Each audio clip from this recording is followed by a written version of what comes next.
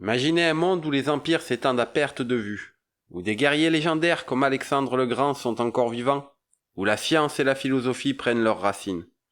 C'est dans ce monde antique où l'humanité commençait à façonner l'histoire que nous plongeons aujourd'hui.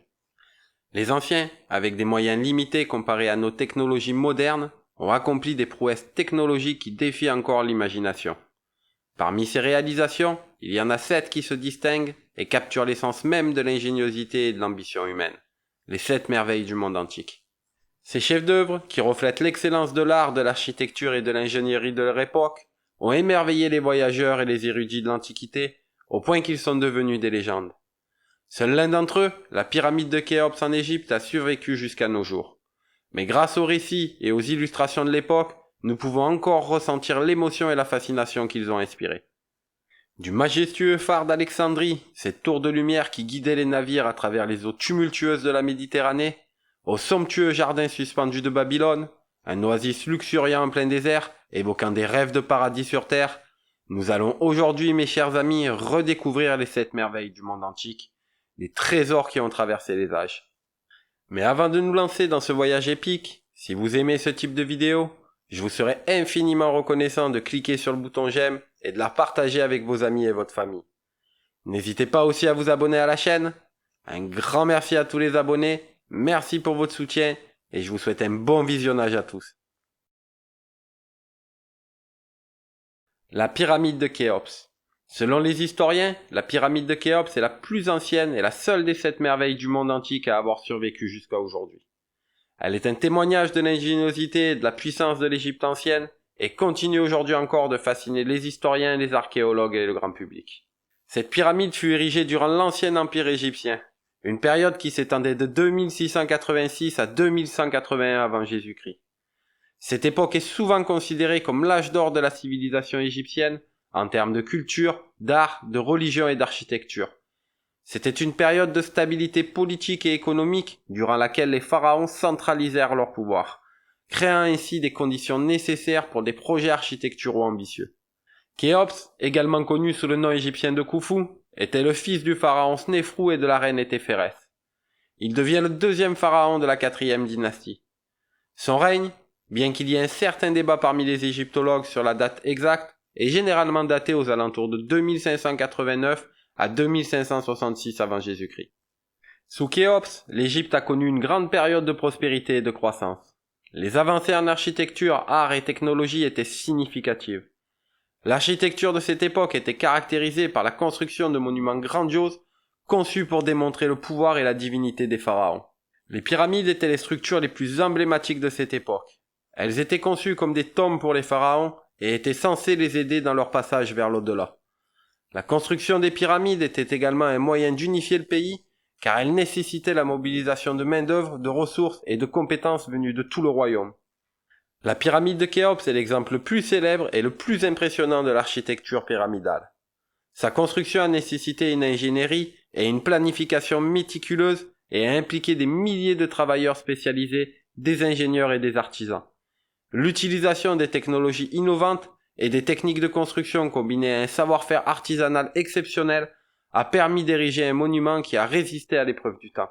Selon les égyptologues, la construction de la pyramide de Khéops a duré environ 20 ans. Un laps de temps remarquablement court compte tenu de l'envergure du projet. Avec plus de 2,3 millions de blocs de pierre utilisés, pesant en moyenne 2,5 tonnes chacun, cela signifie que les ouvriers devaient poser approximativement un bloc toutes les 5 minutes pendant ces 20 ans. Cela représente une prouesse extraordinaire d'efficacité et d'organisation.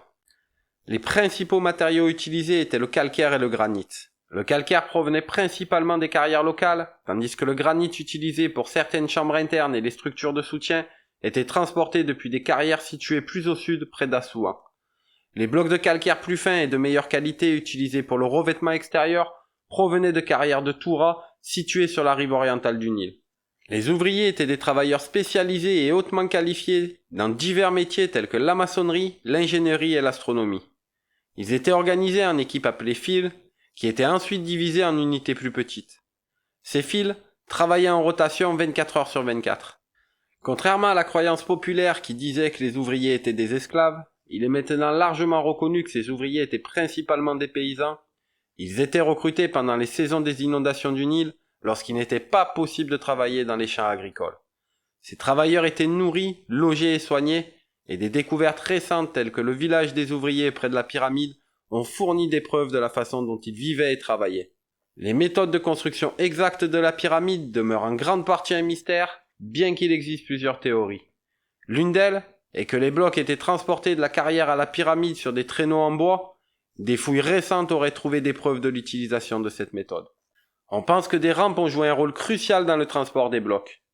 Plusieurs types de rampes ont été proposés par les égyptologues, comme une rampe droite, une rampe en spirale à l'intérieur de la pyramide ou une rampe en zigzag.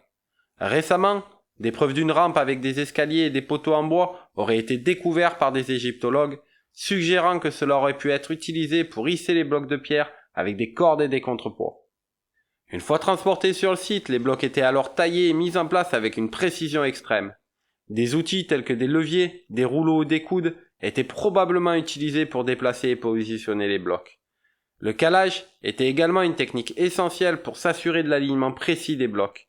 Cela impliquait l'utilisation de petits morceaux de bois ou de pierre placés sous les blocs pour les ajuster à la hauteur correcte et les aligner avec précision.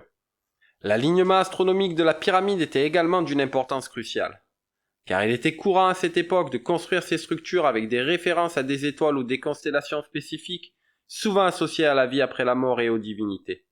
Cela nécessitait une connaissance approfondie de l'astronomie de l'époque, et les Égyptiens étaient réputés pour être des astronomes qualifiés.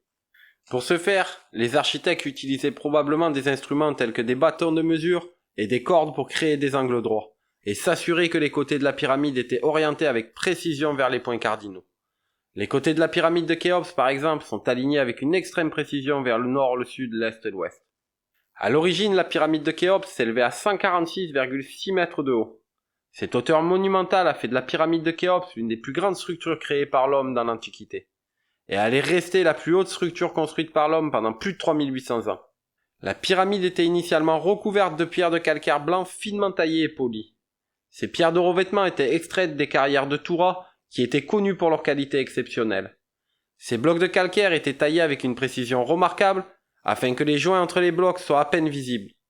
Une fois en place, ils étaient polis pour obtenir une surface lisse et réfléchissante. Cela avait pour effet de faire scintiller la pyramide sous le soleil, et elle était vue et visible à des kilomètres à la ronde, servant de marqueur éclatant de la puissance et de la divinité du pharaon. Cependant, au fil des siècles, l'érosion due aux éléments ainsi que le retrait des pierres de revêtement pour d'autres constructions ont contribué à réduire la hauteur de la pyramide. Aujourd'hui, elle mesure 138,8 mètres de haut, et la majeure partie du revêtement en calcaire blanc a disparu, exposant le noyau de la pyramide composé de blocs de calcaire plus grossiers. En ce qui concerne l'intérieur de la pyramide, il est complexe et présente une ingénierie impressionnante. Il est constitué d'une série de chambres, de couloirs et de galeries. L'accès à l'intérieur se fait par une entrée située sur la face nord de la pyramide. À partir de là, un passage descendant mène à une chambre souterraine taillée dans la roche sur laquelle la pyramide a été construite. Un passage ascendant part de l'entrée et conduit à la grande galerie, une structure impressionnante qui mesure environ 47 mètres de long et 8,6 mètres de haut. La grande galerie mène à la chambre du roi, qui est au cœur de la pyramide. Cette chambre était destinée à abriter le sarcophage de Khéops et a été construite principalement en granit. En dessous de la chambre du roi se trouve la chambre de la reine, bien qu'il soit peu probable qu'elle ait été destinée à une reine. Les égyptologues pensent qu'elle aurait pu servir de chambre de stockage ou avoir une fonction rituelle. L'intérieur de la pyramide est également doté de plusieurs conduits d'air, dont la fonction précise est encore débattue. Certains suggèrent qu'ils étaient destinés à l'aération, tandis que d'autres croient qu'ils avaient une signification astronomique ou rituelle. Les conduits d'air de la chambre du roi sont particulièrement intéressants car ils sont alignés avec certaines étoiles.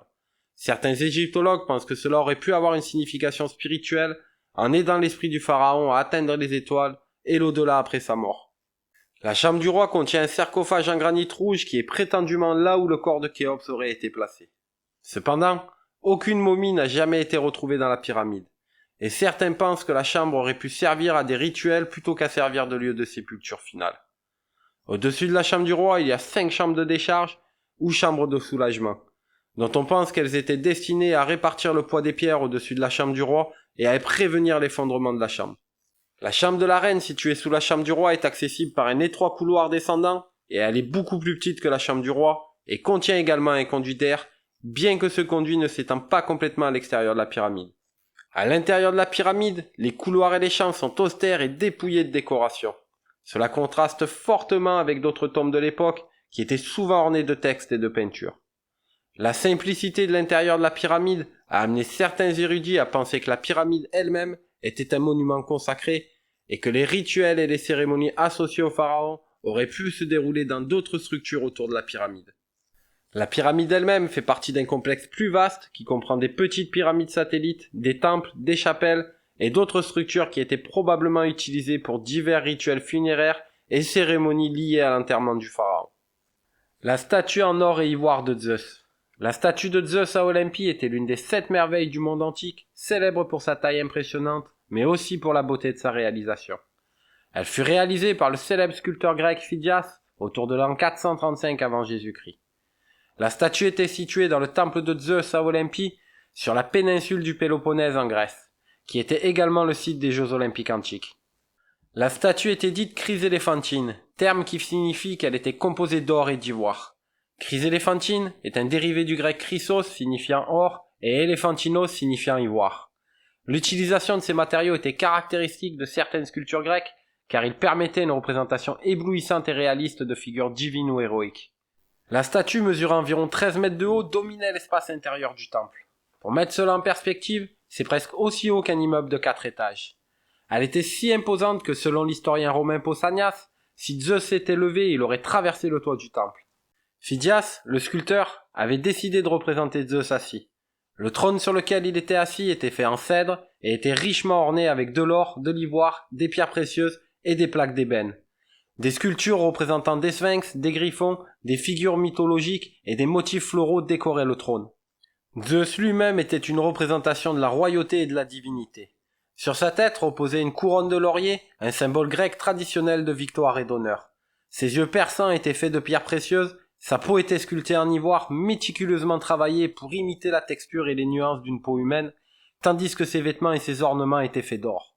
Dans sa main droite, il tenait une statue de Niké, la déesse de la victoire et du triomphe, qui elle-même était réalisée en ivoire et en or. Niké était représentée prête à couronner Zeus.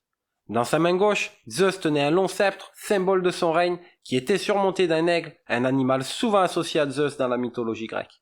La statue était si finement réalisée que selon les anciens visiteurs, on avait l'impression qu'elle était sur le point de se lever et de marcher hors du temple. Il est dit que lorsque Phidias termina la statue, il demanda à Zeus de lui donner un signe s'il était satisfait de l'œuvre. À ce moment, un éclair frappa si près de Phidias qu'il fut effrayé et il y vit un signe favorable.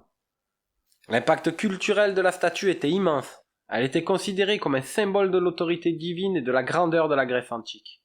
De nombreux visiteurs se rendaient à Olympie pour la voir et elle était vénérée comme une des images les plus sacrées de la divinité. L'aura de la statue était telle qu'elle fascinait même les conquérants. L'empereur romain Caligula, connu pour son extravagance et son goût du luxe, tenta de s'emparer de l'or de la statue. Selon les récits, lorsqu'il entra dans le temple avec l'intention de piller la statue, il fut saisi de terreur par le regard intense et les yeux de la statue qui semblaient le fixer. Certains disent qu'il crut entendre un rire venant de la statue. Superstitieux, il abandonna son projet, craignant la colère de Zeus. Comme bon nombre des merveilles de l'Antiquité, sa présence physique a été effacée par le temps et les bouleversements historiques. Aucun fragment de cette statue majestueuse n'a survécu jusqu'à nos jours. Notre connaissance de son apparence et de sa splendeur repose en grande partie sur les descriptions des anciens écrivains, les récits de voyageurs qu'il avait vus, et quelques représentations sur des monnaies de l'époque qui attestent de son importance culturelle. Le déclin de la statue est intimement lié aux transformations socio-culturelles qui ont marqué la fin de l'Antiquité. Alors que le culte de Zeus et des autres divinités de l'Olympe perdait de son importance, le christianisme, en plein essor, éclipsait les anciennes croyances. Ces changements religieux et culturels ont modifié la perception des gens pour la statue. Ce qui était autrefois un objet de vénération est devenu pour certains une relique d'un passé païen. Les récits concernant son sort final sont variés et parfois contradictoires. Une théorie largement répandue est que la statue fut transportée à Constantinople, la nouvelle capitale de l'Empire romain d'Orient, qui était devenue un carrefour de culture et de savoir. Constantinople était une ville où les trésors de l'Antiquité étaient souvent rassemblés, soit pour les protéger, soit pour ajouter à la gloire de la ville. Selon cette théorie, la statue aurait péri lors d'un des nombreux incendies qui ont ravagé Constantinople, plus précisément lors d'un grand incendie en 475 après Jésus-Christ. Si c'est le cas, elle aurait été l'une des nombreuses victimes artistiques des flammes qui ont consommé une partie de la ville. D'un autre côté, certains pensent que la statue est restée à Olympie mais qu'elle a été détruite comme le temple lui-même lors d'un des tremblements de terre qui ont frappé la région au 5e ou 6e siècle après Jésus-Christ. Ces séismes étaient fréquents dans la région et ont causé la destruction de nombreux édifices anciens. Quoi qu'il en soit, la statue de Zeus à Olympie n'est plus qu'un souvenir lointain dont l'existence n'est attestée que par les textes et des représentations iconographiques. Elle reste néanmoins un symbole de l'apogée de l'art et de la culture de la Grèce antique et un exemple des réalisations extraordinaires des anciennes civilisations. Le temple d'Artémis à Éphèse. Le temple d'Artémis, souvent appelé l'Altermission d'Éphèse, est un site archéologique qui détient une place particulière dans l'histoire en tant que l'une des 7 merveilles du monde antique. Cette distinction a été attribuée en raison de sa taille impressionnante, de son architecture magnifique et de son importance religieuse et culturelle. Situé dans la ville antique d'Éphèse, ce temple se trouve aujourd'hui près de la ville moderne de Selçuk, dans la province d'Izmir en Turquie.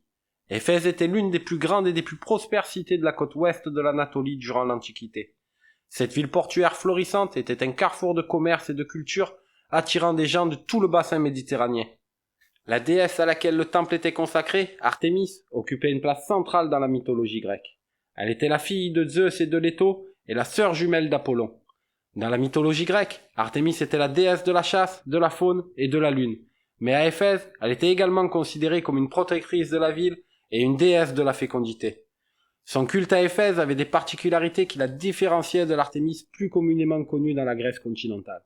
Le culte de cette déesse dans la région d'Éphèse a des racines anciennes, probablement bien avant l'arrivée des Grecs.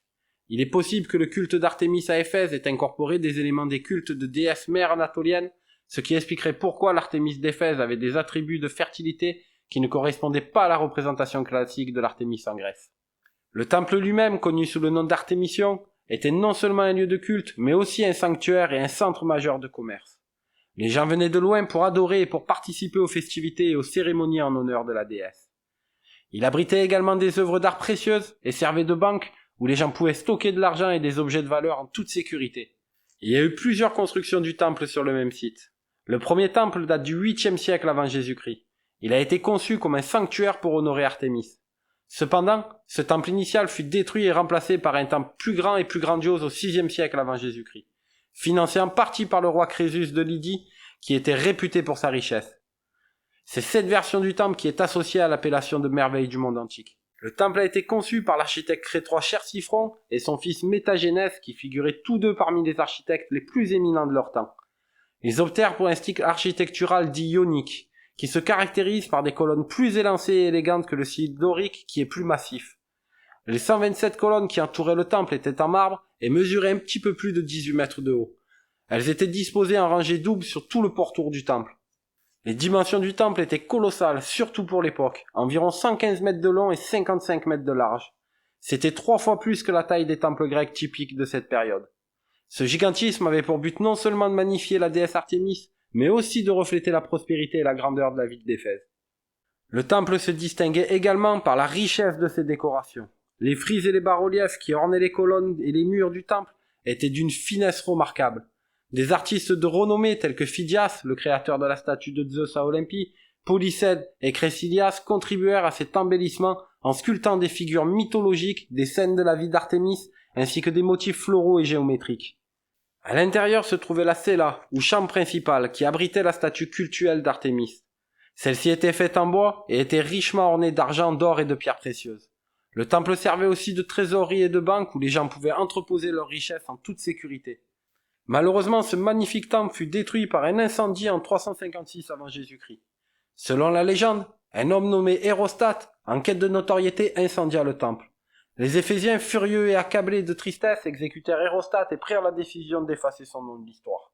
Il est intéressant de noter que la nuit de cet incendie tragique coïncidait selon la légende avec la nuit de la naissance d'Alexandre le Grand. Plus tard, Alexandre, reconnaissant l'importance cultuelle et religieuse du temple, proposa de financer sa reconstruction. Cependant, les Éphésiens souhaitaient préserver leur autonomie, ils refusèrent donc poliment en affirmant qu'il ne serait pas convenable pour un dieu de bâtir un temple dédié à un autre dieu. Les Éphésiens entreprirent alors la tâche colossale de reconstruire le temple eux-mêmes. La troisième version du temple fut achevée vers 323 avant Jésus-Christ. Cependant, avec le passage du temps et l'essor du christianisme, le culte d'Artémis perdit de son importance et le temple autrefois cœur de vie religieuse de la région fut progressivement abandonné. En 262 après Jésus-Christ, le temple subit un autre coup fatal lorsque les Goths, un peuple germanique, envahirent la région lors d'un raid et pillèrent et endommagèrent sérieusement le temple. Il ne fut jamais reconstruit après cet événement. Au fil des siècles, les pierres et les matériaux du temple en ruine furent réutilisés dans la construction d'autres bâtiments, dont la basilique de Saint-Jean de Selkouk et d'autres structures de la région. Aujourd'hui, ce qui fut autrefois l'un des chefs-d'œuvre les plus grandioses de l'Antiquité est un site archéologique avec très peu de vestiges de la splendeur d'antan. Un seul pilier reconstruit avec des fragments de colonnes sur le site donne un aperçu de la beauté du temple d'Artémis. Les jardins suspendus de Babylone. Les jardins suspendus de Babylone, situés dans la mythique cité de Babylone, près de l'emplacement de l'actuelle ville d'Ila, dans le sud de l'Irak, sont l'incarnation de la fascination et du mystère. Avec leur architecture ingénieuse et leur beauté luxuriante, ils étaient bien plus qu'un simple jardin. Ils étaient un symbole de prestige, de prospérité et de l'ingéniosité. Ils représentent la grandeur et l'innovation d'une civilisation ancienne qui a prospéré dans un environnement souvent difficile et aride. Babylone était une ville majeure de l'Antiquité. Elle se trouvait stratégiquement au cœur de la Mésopotamie, une région fertile qui s'étendait entre les rivières du Tigre et de l'Euphrate, souvent appelée le berceau de la civilisation. Cette région, grâce à l'abondance de ses cours d'eau, était propice à l'agriculture, ce qui a permis à des civilisations puissantes de se développer. Babylone elle-même était un centre culturel, politique et économique, et la grandeur de la ville était renforcée par des structures architecturales impressionnantes. Le plus illustre des royaumes ayant Babylone pour capitale fut l'empire néo-babylonien. L'apogée de cet empire se situe au VIe siècle avant Jésus-Christ, en particulier sous le règne de Nabuchodonosor II, qui est souvent crédité de la construction des jardins suspendus. Selon les récits historiques et les légendes, Nabuchodonosor II aurait ordonné la construction des jardins suspendus pour satisfaire les désirs de son épouse Amytis de Médie. Elle était originaire des terres montagneuses de Perse, où les jardins luxuriants et les paysages verdoyants étaient courants. On dit qu'Amytis se languissait de la beauté de sa terre natale, et le roi, dans un effort pour apaiser son chagrin, aurait commandé la construction d'un jardin somptueux qui imiterait les paysages verdoyants de la Perse. Bien que le terme suspendu évoque l'image de jardins flottant dans les airs, ce n'est pas le cas. Le terme suspendu provient du mot latin pensilis, qui signifie en effet suspendu, mais également en hauteur. En réalité, les jardins étaient constitués d'une série de terrasses ascendantes, disposées les unes au-dessus des autres, donnant l'apparence d'une verdure luxuriante s'élevant en hauteur, comme une montagne artificielle en plein cœur de Babylone. Les descriptions exactes des jardins sont évasives, en partie en raison du manque de documentation. La plupart des sources qui mentionnent les jardins sont postérieures de plusieurs siècles et se basent souvent sur des témoignages de seconde main ou sur des légendes. Néanmoins, elles offrent des indices sur la structure possible des jardins. Les jardins auraient été constitués de voûtes en briques crues, renforcées par des poutres de bois, et au-dessus de ces voûtes, un aménagement de terrasse aurait été réalisé avec une diversité de plantes et d'arbres. L'une des caractéristiques les plus impressionnantes des jardins aurait été leur système d'irrigation. Babylone, bien que située près de l'Euphrate, était dans une région aride et maintenir un jardin luxuriant aurait nécessité une source d'eau constante. Les ingénieurs de l'époque auraient créé des systèmes ingénieux pour relever ce défi. Selon certaines sources, un mécanisme de chaîne, de seau et une vis d'Archimède, constituée d'une vis à l'intérieur d'un cylindre, aurait été utilisé pour transporter l'eau de la rivière jusqu'aux terrasses les plus hautes. Le destin des jardins est intimement lié à l'histoire tumultueuse de la ville de Babylone et à l'évolution des empires qui ont façonné la cité. Après le règne de Nabuchodonosor II, la puissance de l'empire a commencé à s'affaiblir en raison des conflits internes et d'une gestion moins efficace par ses successeurs. En 539 avant Jésus-Christ, Babylone est tombée aux mains des Perses dirigés par Cyrus le Grand. L'entrée de Cyrus dans la ville a été représentée dans des sources anciennes comme relativement pacifique et elle a été saluée par certains comme un libérateur. La Perse, avec sa stratégie d'administration tolérante mais ferme, intrigua Babylone dans son vaste empire. Quelques siècles plus tard, en 331 avant Jésus-Christ, la région connut un autre bouleversement majeur lorsque Alexandre le Grand de Macédoine conquit Babylone et l'empire perse. Alexandre avait une admiration particulière pour la culture mésopotamienne et avait des plans ambitieux pour Babylone, qu'il voulait en faire la capitale de son nouvel empire. Cependant, sa mort prématurée en 323 avant Jésus-Christ laissa ses plans inachevés.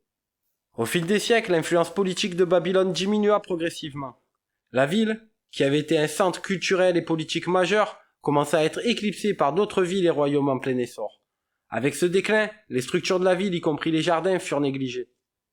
En ce qui concerne les jardins eux-mêmes, il est difficile de tracer leur destin avec précision. Le manque de documentation contemporaine solide et de preuves archéologiques ajoute à l'énigme entourant ces jardins légendaires. Cependant, il est largement admis que, comme le reste de la ville, les jardins furent probablement abandonnés et commencèrent à se détériorer. Une théorie propose que les jardins auraient pu être détruits par un tremblement de terre au IIe siècle avant Jésus-Christ. La région est connue pour être sismiquement active et un tremblement de terre aurait pu causer des dommages irréparables à la structure complexe des jardins. Au cours des dernières décennies, avec les progrès de l'archéologie et un intérêt renouvelé pour les civilisations anciennes, il y a eu un effort considérable pour enquêter sur l'existence et la nature des jardins suspendus de Babylone. Les fouilles dans la région de l'ancienne Babylone près de l'Irak moderne n'ont pas mis à jour de preuves solides qui confirmeraient sans équivoque l'existence et l'emplacement des jardins suspendus. Stéphanie Dallet, une éminente archéologue et assyriologue britannique, a présenté une théorie provocante qui remet en question la localisation traditionnelle des jardins. Selon sa recherche, il est possible que les jardins suspendus aient en réalité situés à Ninive, la capitale de l'ancien empire assyrien, plutôt qu'à Babylone. Ninive, située le long du fleuve Tigre dans l'Irak moderne, était une métropole prospère et une puissance régionale majeure au 8e et 7e siècle avant Jésus-Christ. Les Assyriens étaient connus pour leur art et leur architecture monumentale, et il est plausible qu'un jardin en terrasse ait pu être construit à Ninive. Dallet s'appuie sur plusieurs éléments pour étayer son hypothèse. Tout d'abord, elle souligne que les textes anciens en cunéiforme décrivent des jardins en terrasse à Ninive, et que certaines des techniques d'irrigation nécessaires pour de tels jardins étaient présentes dans la région assyrienne. De plus, elle note que les récits grecs, qui sont les principales sources des jardins suspendus de Babylone, sont postérieurs aux événements qu'ils décrivent et pourraient avoir été basés sur des sources secondaires ou des récits oraux, ce qui aurait pu entraîner des erreurs de transmission ou des confusions entre Ninive et Babylone. Bien que cette théorie ait gagné en notoriété, il est important de noter qu'elle n'est pas universellement acceptée par la communauté académique. Il existe un débat continu parmi les chercheurs quant à l'existence, l'emplacement réel et la nature des jardins suspendus.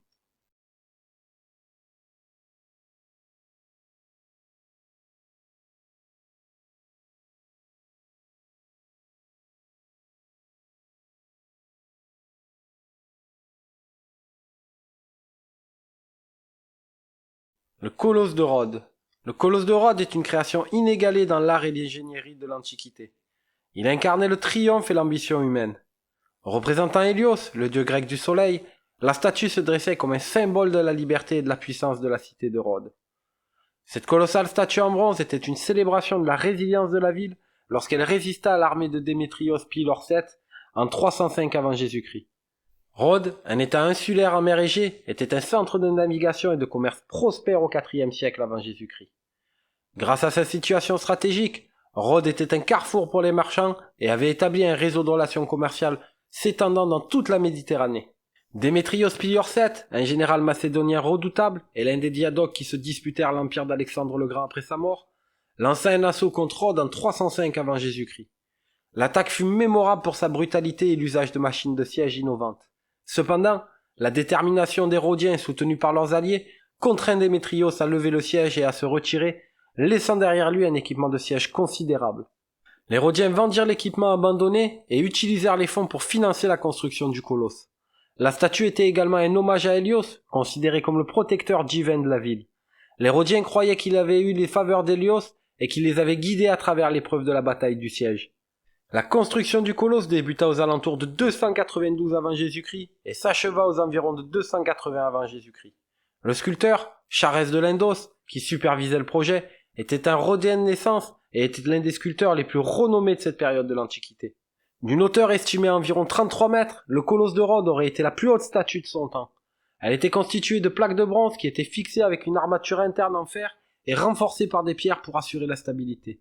Les artisans ont coulé des plaques de bronze en utilisant une technique appelée la fonte de la cire perdue, qui permettait de créer des détails incroyables, fins et réalistes sur la surface de la statue.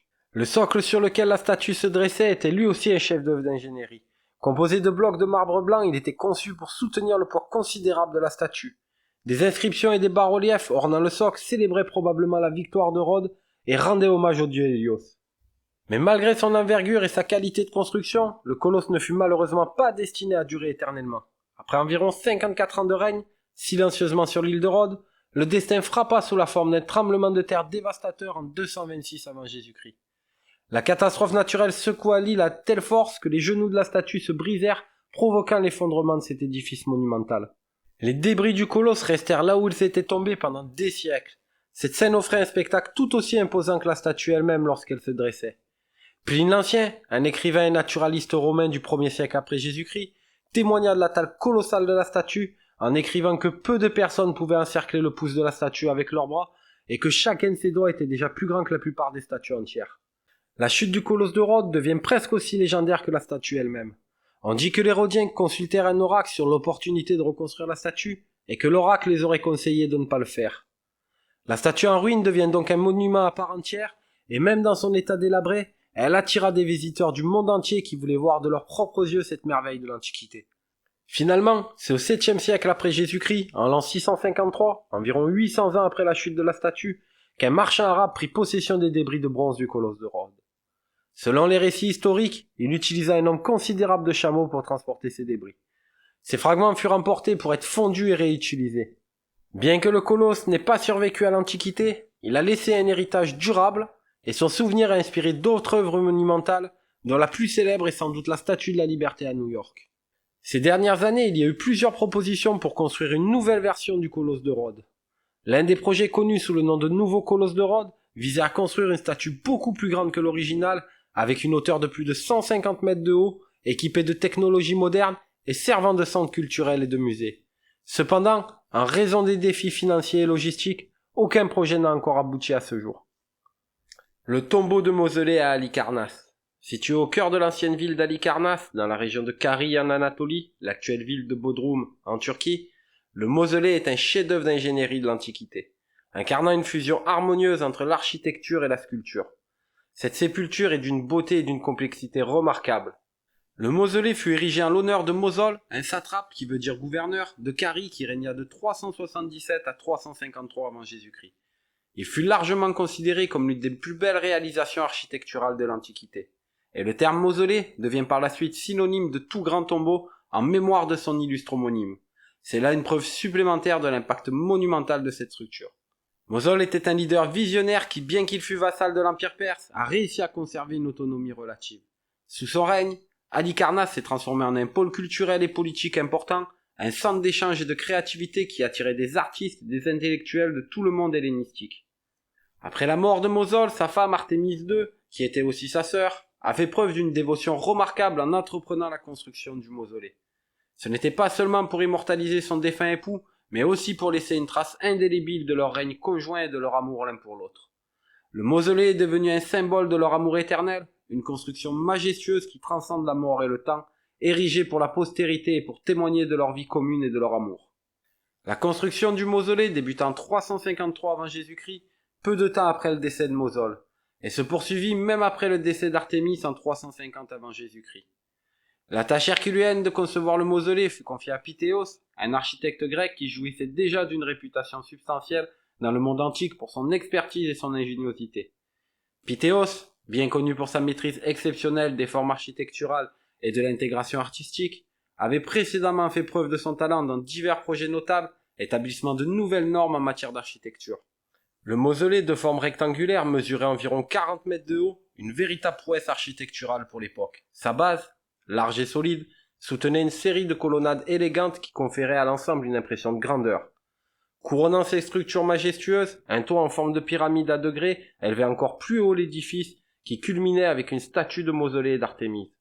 Là où le mausolée surpassait tous les autres, c'est dans son programme sculptural détaillé et magnifiquement exécuté qui n'avait pas d'équivalent à l'époque. Artémis fit appel aux meilleurs sculpteurs de la Grèce antique pour ces tâches monumentales.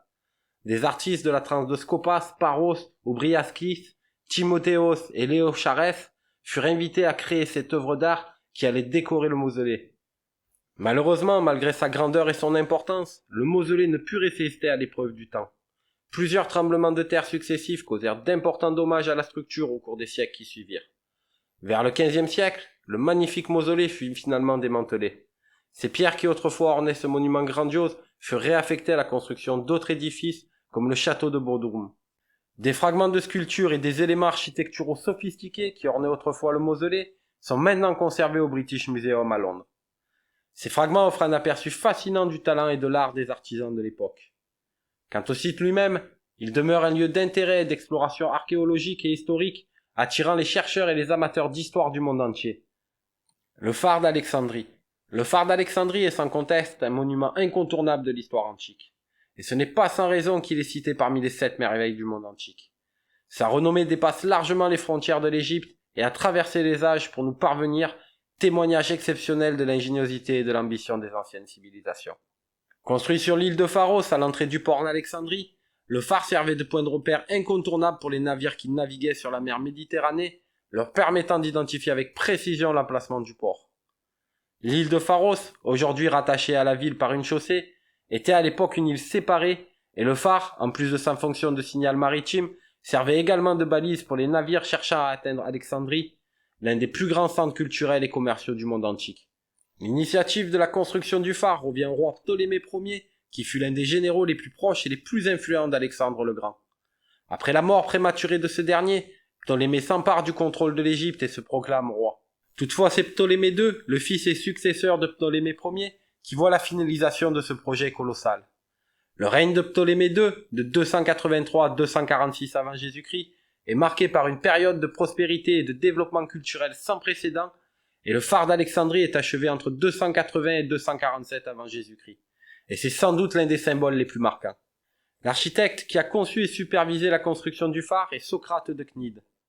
Son nom est parfois éclipsé par celui des commanditaires royaux du projet, mais il est largement reconnu comme l'esprit derrière ce chef-d'œuvre architectural. Socrate était un architecte et ingénieur grec réputé pour ses réalisations en matière de construction de phares.